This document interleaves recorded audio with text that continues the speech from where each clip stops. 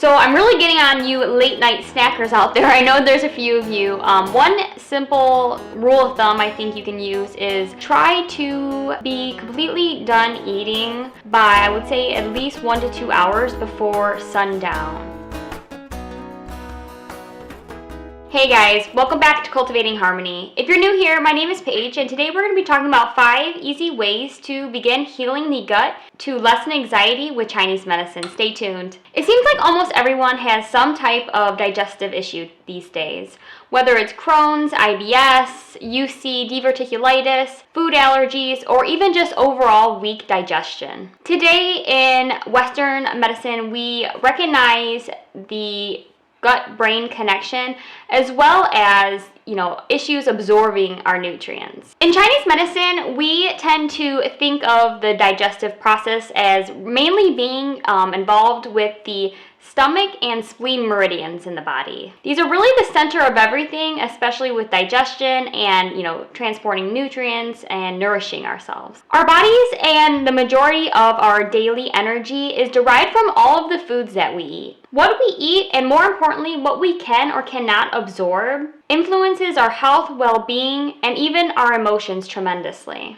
Properly transformed food turns into things like blood, which nourishes our shen, or in Chinese medicine, it is our spirit. Blood is also one thing in Chinese medicine that helps to nourish or moisten our body, moistening the ligaments and tendons, and even help moms produce milk for their babies. So when I think of the spleen and stomach meridians in mainstream thinking terms, I really have this image of when we look forward to our mothers or grandmothers' long cooked, stewed meals. It makes us feel so warm and content inside. This in turn can make us feel more positive and change our moods, and even feel prepared to take on the day. So with that, here are my top 5 tips to go ahead and help heal the gut and encourage improvement in your spleen and stomach meridians. Number 1 is increase warm cooked food. Try to limit cold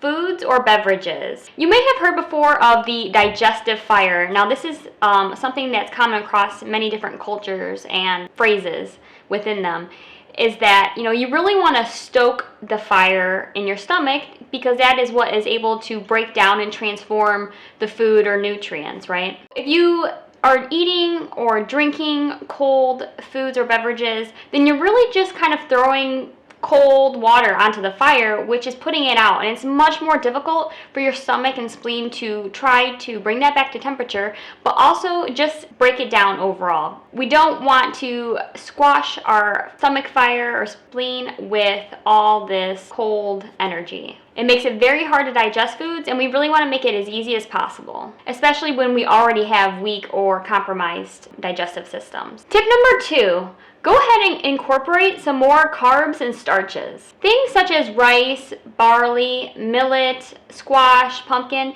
these things are really easy to digest. They typically don't take too long in our stomachs to break down, and so it really makes the whole digestive system not have to overwork. So if you can just try to keep it easy and give your system a break with incorporating these easier to digest foods, maybe every meal, or try to even just add them once a day. Chinese medicine has really a lot to say about grains, and I think it's very common here in Western culture to be very anti-grain. So if you would like to hear more about Chinese medicine and what it has to think about grains, let me know below in the comments, and I will produce another video about that. Tip number 3, go ahead and start adding some herbs and spices to your dishes. So this is one that's super simple, right? Almost any dish you can add at least 1 or 2 herbs or spices to.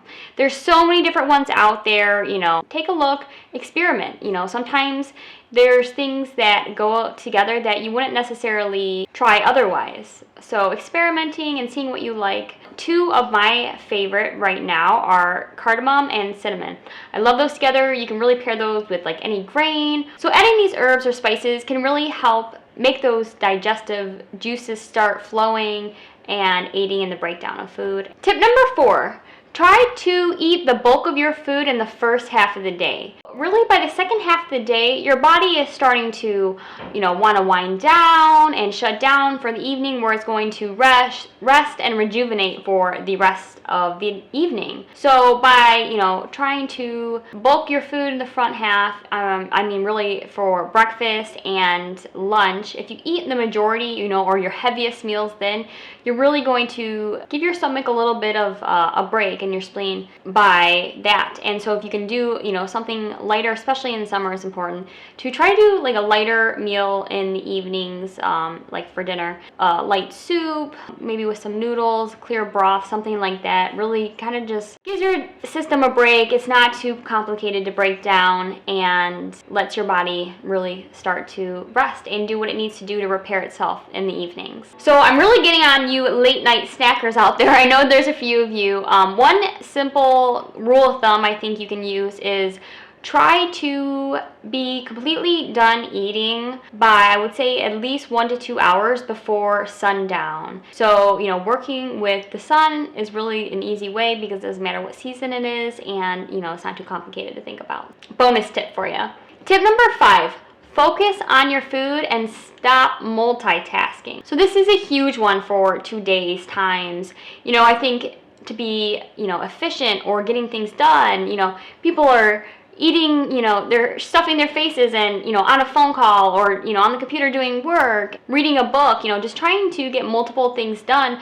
But when you're doing this, you are not putting all your energy towards your food and digesting it, which is really what you need, to get what you need from those things to replenish your body and continue to function. So when you can, like I said, turn everything off around you and give your meal, a good 20 minutes, right? If nothing else, to be present in the moment and be aware of what you're eating. Practice gratitude, that's a big one as well. Or enjoy, the people you're eating with. When you're able to keep that energy from, dispersing and going out in a million different directions, you're able to bring it inwards to your stomach and spleen and your body itself. A lot of times when people have low energy or deficient qi, what will happen is after they eat a meal, especially, larger meals, they just feel so exhausted after it, right? And it's because the little reserve of energy that they have needs to completely go inwards to that digestion process. If you can lessen the stress and give yourself that time, even take a nice light, easy stroll after, just to keep everything flowing and moving, that's a great idea as well, especially after dinner. So one of the reasons why, I had mentioned earlier that Western medicine is now starting to recognize the whole concept of the gut-brain connection, and that, our digestive system is, it does influence our moods. And so one of the things that we see is when people have weak digestion, right, that they worry a lot, or, also kind of anxious, anxiety, right? And so that's why I'm saying, if you can go ahead, use these tips and apply them to your life, you're going to really see an improvement in your digestion, and also in turn your moods. This is also seen in Chinese medicine, because in Chinese medicine, the stomach and spleen meridians are actually related to the emotions of worry. This is really something that we're seeing, across the board, that when you can strengthen and support your spleen and stomach meridians, or your digestive process, you're really going to see a good improvement in your moods. All right, I hope you guys enjoyed those tips for today. Let me know below what type of things you would like a Chinese medicine perspective on. All right, see you next time.